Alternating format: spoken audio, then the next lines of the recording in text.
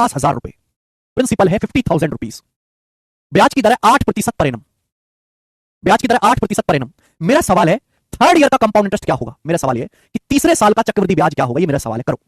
Principal 50,000 रुपए है, ब्याज की दर 8% पर एनम है, 8% पर एनम।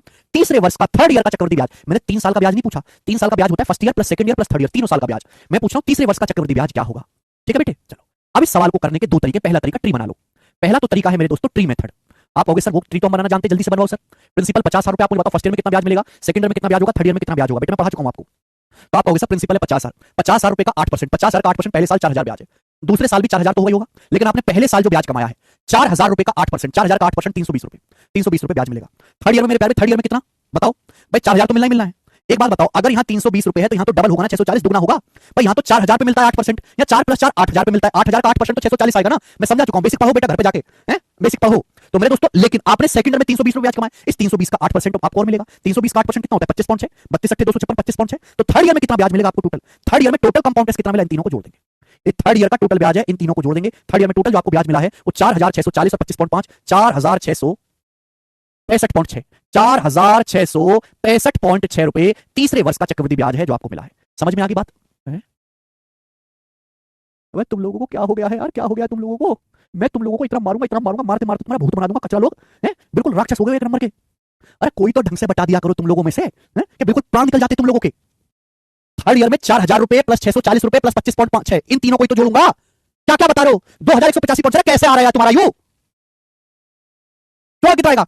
4,640 और 25 4,665.6 रुपए तीसरे साल का चक्रवृद्धि ब्याज ये होगा तीसरे साल का। ट्री मेथड एक ऐसा मेथड है जिसमें हर साल का हिसाब किताब अलग दिखाई देता है। आप कोई भी तरीका लगाओ, चाहे आप फॉर्मूला मेथड लगाओ, चाहे रेशियो लगाओ, वो केवल इनिशियल फाइनल की बात करते हैं। ट्री मेथड एक अकेला ऐसा मेथड है जिसमें आपको हर पैसा अलग अलग दिखाई देता है। या first year, second year, third year का ब्याज भी दिख रहा है, 3 साल की सीआईएसआई का डिफरेंस भी दिख रहा है, सिंपल इंटरेस्ट भी दिख रहा है, सब कुछ खुला खुला दिख रहा है यहाँ पे। ठीक है, बिल्कुल भ्रष्ट हो चुके यार तुम लोग, बिल्कुल भ्रष्ट। ये आई बात समझ में? आप बोलोगे हाँ सर ये बात समझ में आई है, आगे चलते हैं। एक तरीका मैं आपको और सिखाता हूं, ये तो हो गया मेरे दोस्तों। अब एक मेथड और समझो, सेकंड स्मार्ट मेथड। थोड़ा सा स्मार्ट मेथड और समझिए मेरे प्यारे भाइयों, बहुत प्यारा मेथड है, ध्यान सुनिएगा। एक बात बताओ, कंपाउंड टेस्ट की बड़ी खास बात है कि जो आज अमाउंट है वो एक साल बाद, जो आज अमाउंट है वो आगे के लिए प्रिंसिपल होगा। ये प्रिंसिपल है, एक साल बाद क्या बन जाएगा? अमाउंट। ये सेकंड ईयर का प्रिंसिपल होगा। जो एक साल बाद अमाउंट है वो सेकंड ईयर का प्रिंसिपल है। बात समझ में आ गई? तो उसके एक साल बाद जो अमाउंट है वो थर्ड ईयर का प्रिंसिपल है। ये थर्ड ईयर का प्रिंसिपल है, थर्ड ईयर का प्रिंसिपल बेटे यही है। जो एक देखो, जो एक साल बाद अमाउंट है वो दूसरे साल के लिए प्रिंसिपल है, जो 2 साल बाद अमाउंट है वो तीसरे साल का प्रिंसिपल है, जो 3 साल बाद अमाउंट है वो चौथे साल के लिए प्रिंसिपल है। लॉजिक सोचो, देखते कितने बच्चे लॉजिक पकड़ पाते हैं।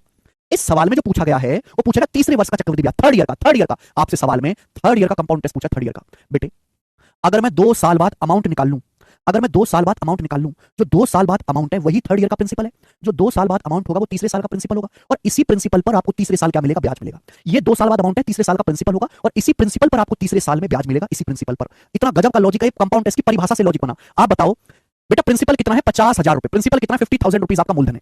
ब्याज की दर है 8% पर एनम। 8% का मतलब होता है 2/25। ब्याज की दर 2/25 है, तो मल्टीप्लाइंग फैक्टर कितना आएगा? 4% होता है 1/25, 8% होता है 2/25। मल्टीप्लाइंग फैक्टर आएगा 1 + 2/25, 27/25। अगर आपका प्रिंसिपल 50,000 रुपए है, ब्याज की दर 8% है, तो इसको 8% बढ़ाओगे, एक साल बाद अमाउंट क्या आएगा? एक साल बाद ये अमाउंट हो जाएगा मेरे दोस्तों, ये एक साल के बाद अमाउंट है, ये एक साल बाद अमाउंट है। बोलो हाँ, आप बोलोगे हाँ सर एक साल के बाद अमाउंट है। बताओ अगले एक साल के बाद क्या होगा अमाउंट? फिर मल्टीप्लाइंग फैक्टर से गुणा, फिर मल्टीप्लाइंग फैक्टर से गुणा कर देंगे। ये 2 साल के बाद अमाउंट है, जो आपके सामने लिखा हुआ है ना मेरे प्यारे, मल्टीप्लाइंग फैक्टर की 2 बार गुणा कर दी, ये 2 साल के बाद अमाउंट बन गया। प्रिंसिपल है 50,000, ब्याज की दर 8%, 2/25, तो मल्टीप्लाइंग फैक्टर आ गया 27/25। मल्टीप्लाइंग फैक्टर की 2 बार गुणा कर दी, ठीक है भाई, हर बार 2 बार 8%, 8% से बढ़ा दे सकते। ये 2 साल बाद अमाउंट है, ये थर्ड ईयर का प्रिंसिपल है, ये थर्ड ईयर का प्रिंसिपल है। बोलो बाबलो, ये थर्ड ईयर का प्रिंसिपल है, ये तीसरे साल का प्रिंसिपल है, और तीसरे साल में इसी पर आपको ब्याज मिलेगा। थर्ड ईयर में इस पर ब्याज मिलेगा, आपको कितना ब्याज मिलेगा? ब्याज की दर 8% है, ये थर्ड ईयर का प्रिंसिपल है। तीसरे वर्ष में इसी प्रिंसिपल पर ब्याज मिलेगा, कितना ब्याज मिलेगा? 8%। तो थर्ड ईयर में ये थर्ड ईयर का प्रिंसिपल है, इस प्रिंसिपल का 8%, 8% कितना होता है? 2/25। तो तीसरे वर्ष में आपको 2/25 ब्याज मिलेगा। आप बोलोगे हाँ जी सर बिल्कुल सही, बात समझ में आ गई। मैंने 2 साल बाद अमाउंट निकाला जो कि थर्ड ईयर का प्रिंसिपल है, और इसी प्रिंसिपल पर तीसरे साल में कितना ब्याज मिलेगा? 8%। 8% कितना होता है? 2/25। ये सिंपल लॉजिक है, आप इसकी कैलकुलेशन करेंगे, 25 दूनी 50, 2000, 2000 को 25 से काटेंगे मेरे दोस्तों, कितना जाएगा आपका? 80 बार। क्लियर है? आप बोलोगे हाँ जी सर बिल्कुल सही, यहाँ तक कोई भी परेशानी नहीं है। ओके, तो ये जा रहा है मेरे दोस्तों 5 से 80, 16 बार, और ये 5 बार। ठीक है जी, क्लियर? यहाँ तक किसी को कोई परेशानी? तो 16 2/5 4 16 चौका 64, 27 × 27 729। इसकी आप मल्टीप्लाई करेंगे तो मल्टीप्लाई करने पर आपका आंसर आ जाएगा, यूनिट भी आएगा 4,665.6, 4,665.6 रुपए सवाल का आंसर है। 2/5.4, 16 की 0.4 में गुणा करते 6.4 × 729। ये दूसरा तरीका आ गया। क्या गजब का सवाल था।